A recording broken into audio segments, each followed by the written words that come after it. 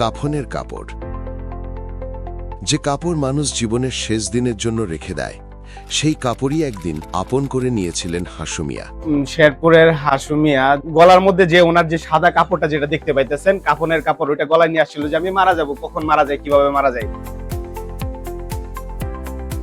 কারণ ডাক্তাররা বলেছিলেন তিনি ক্যান্সারে আক্রান্ত, আর বাঁচার কোনো আশা নেই। হাসুমিয়া প্রস্তুতিও নিয়েছিলেন, মৃত্যুর প্রস্তুতি। কাফনের কাপড় ঘরে এনে রেখেছিলেন। কিন্তু ঠিক তখনই আশার আলো হয়ে সামনে এলেন ডক্টর SM সারোয়ার। যখন সবাই ছেড়ে দিয়েছিল, তখন তিনিই দায়িত্ব নিলেন এই মানুষটাকে বাঁচানোর। আমি ওষুধপত্র নিয়ে গেলাম, এক সপ্তাহ পরে আমি ইনশাআল্লাহ খানা খাইতে পারলাম। আমি 2 মাস দিন খানা খাইতে পারলাম। চিকিৎসা শুরু হলো, সময় গেল, আর আল্লাহর রহমতে আজ হাসুমিয়া সম্পূর্ণ সুস্থ। পরে আল্লাহর সুস্থ হচ্ছে 4 মাস ওষুধ খাইলাম। খাওয়ার পরে সারা আমার বললো যে আমি একটা পরীক্ষা করে আসি। পরে একটা পরীক্ষা করে আসলাম, দেখলো যে ইনশাআল্লাহ আমি পরিষ্কার। যে মানুষটাকে বলা হয়েছিল সে আর বাঁচবে না, আজ সে বেঁচে আছে। এই গল্প বলে শেষ কথা কখনোই মানুষের নয়, আশা ছাড়বেন না।